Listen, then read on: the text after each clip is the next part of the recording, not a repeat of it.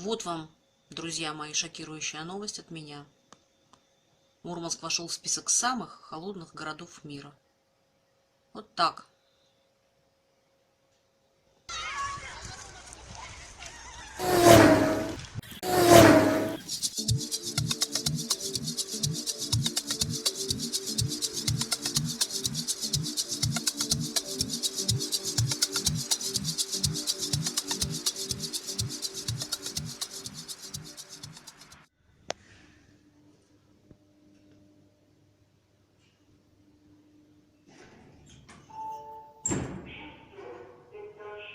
И такая дребедень каждый день. Представляете? Опа! Вот смотрите, что тут лифт наш творит. Еще раз попробую. Ну, ужас.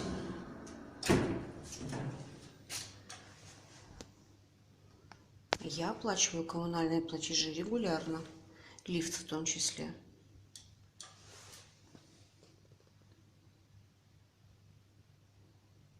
Вот и все, приехали.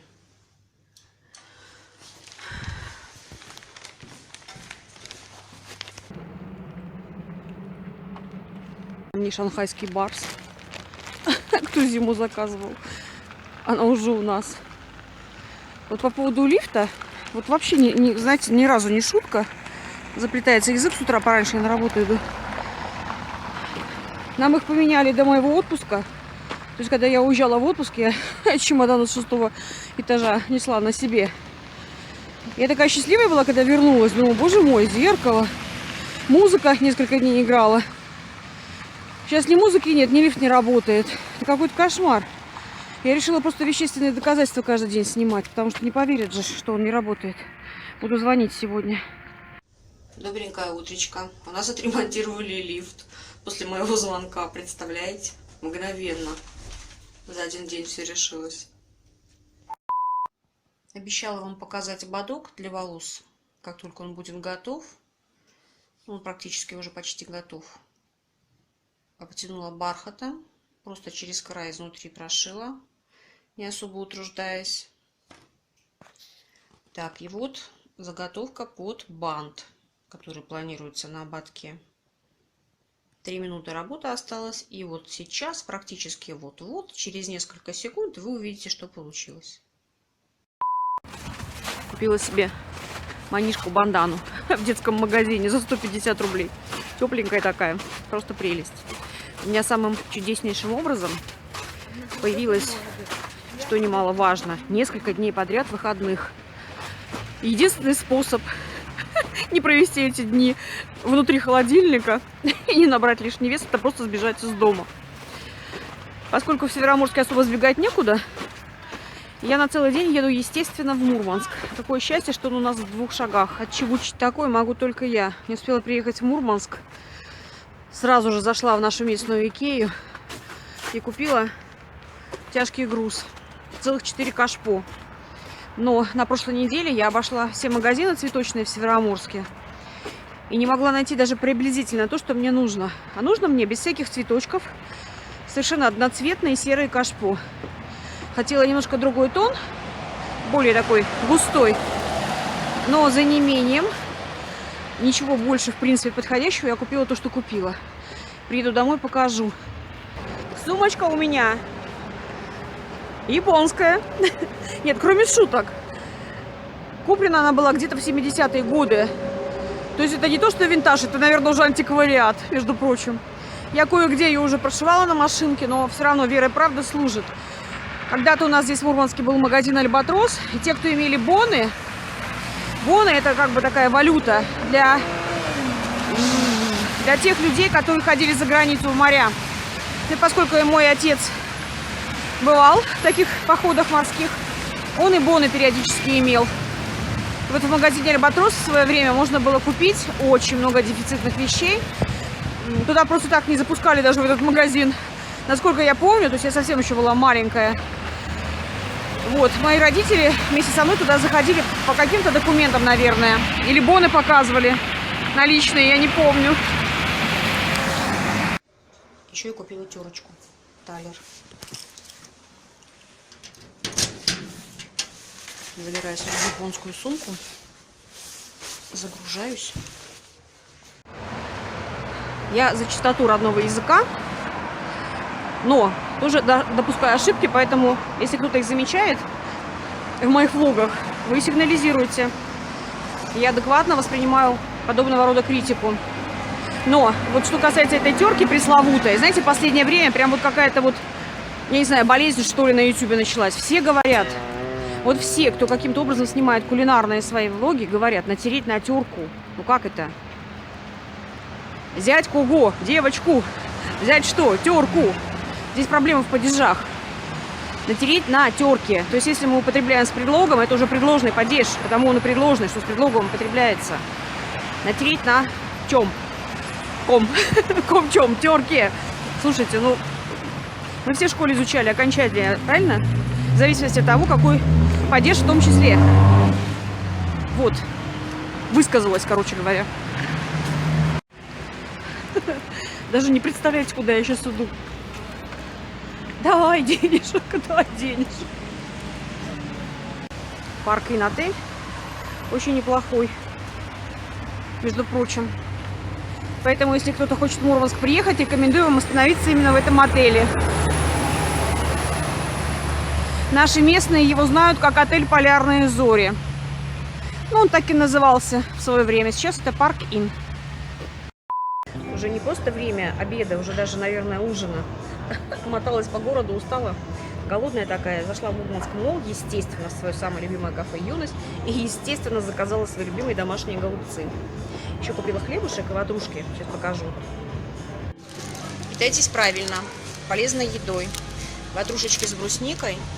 И вы знаете, я давно уже не беру хлеб в магазине. Я покупаю или у нас в кафе «Юность». Вот этот хлеб, он практически как домашний.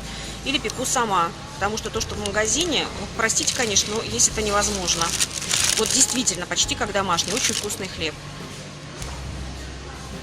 Так, здесь что-то происходит, не пойму что.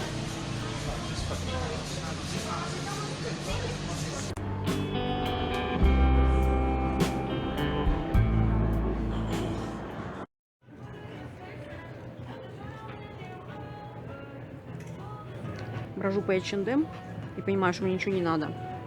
Как вы думаете, это депрессия? Или у меня все есть? Загадка. Вопрос к размышлению.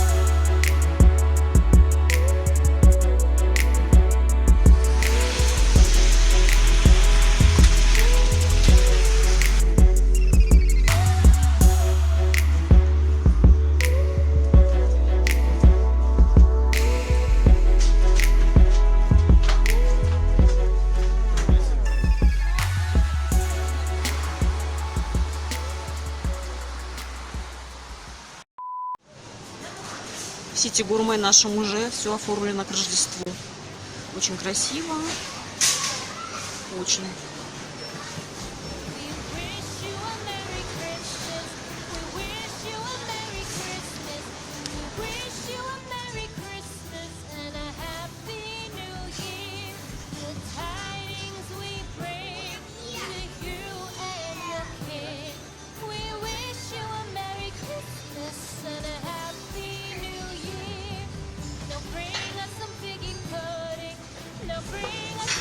Пряничный человечек.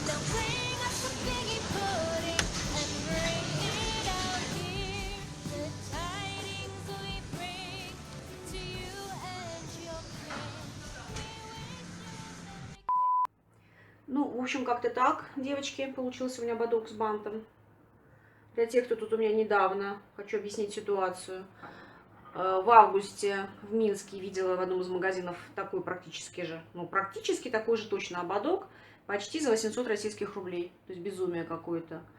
Я же потратила вот на это вот произведение 50. То есть купила сам пластмассовый ободочек, обтянула бархатом. Бархат у меня завалялся дома. Я думаю, что у каждой из вас кусочек бархата дома найдется. У нас опять снег идет. Я сейчас иду, девочки, в магазин. Видите, вот это вот те кашпо, которые я купила вчера, икеевские. Таскала с ними целый день по городу. Представляете? Ой. Кстати, вы мне не пишите о том, что Икея это что-то плохое. Я в состоянии сама, в общем-то, определиться с мнением собственным относительно Икеи. Если бы у нас Икея была настоящая в Мурманске, я бы там жила практически, потому что мне этот бренд очень нравится. Я очень много раз была в Норвегии, насмотрелась этого икеевского стиля в настоящем норвежском быту. Что я еще хотела сказать? Да.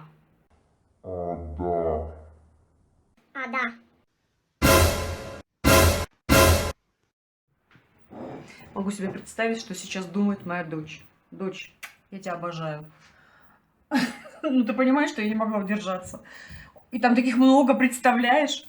Меня ждут еще подвиги. В конце концов, раз в месяц я имею право какие-то глупости совершать. Правда же? Мы все живые люди. Слушайте, вот ободочек мне чертовски нравится, между прочим. Я не знаю, можно ли так на работу ходить? Как вы думаете? Все-таки иногда спрашиваю ваше мнение, как вы думаете? Ладно, пошла я за земелькой. Надо сегодня пересадить замиокулькасы мои, а то они у меня так разрослись. Кстати, кто не знает, замиокулькасы — это долларовые деревья. Сейчас я вам их покажу. Вот они, мои замиокулькасы. Это кашпо я дочери отдам, если она захочет. Ну, или уберу куда-нибудь на черный день. Вот это выбрасывать не буду. Вот, потому что, ну, как бы, немножко не то и по форме, и по цвету. Но все-таки более-менее что-то такое нейтральное. Поэтому оставлю, пересажу сюда. Ой, как у меня пол скрипит. Господи, в скрипе я уже сделала ремонт.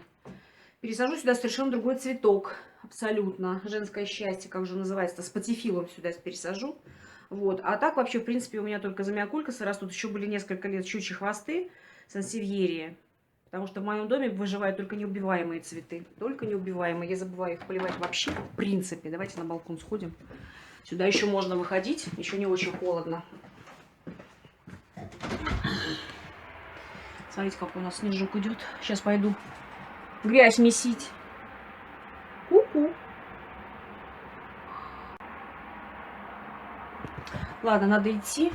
Уже 3-й час, и я еще ничего не сделала. Мне нужно сегодня еще кабачки пожарить. По очень вкусному рецепту. Мною уже и изобретенному. Вот. Посуду перемыть. И всякие прочие дела.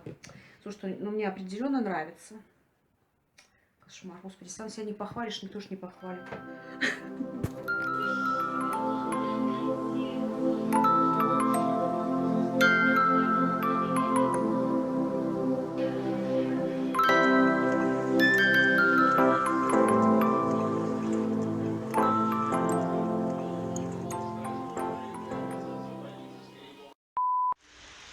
Хочу вам показать немного панораму на нижнюю часть нашего города. Поскольку Североморск когда-то был поселком Ваенга, по названию реки Ваенга, вот именно эту нижнюю часть когда-то, я еще застала эти времена, называли именно так, Нижняя Ваенга. А то, что вот здесь вот выше, соответственно, была Ваенга Верхняя. Сейчас об этом, конечно, все уже забыли. Помнят, видимо, только такие старожилы, как я. Вообще у нас город такой, знаете, мигрирующий. Приехали, уехали. И не так много здесь людей остается насовсем.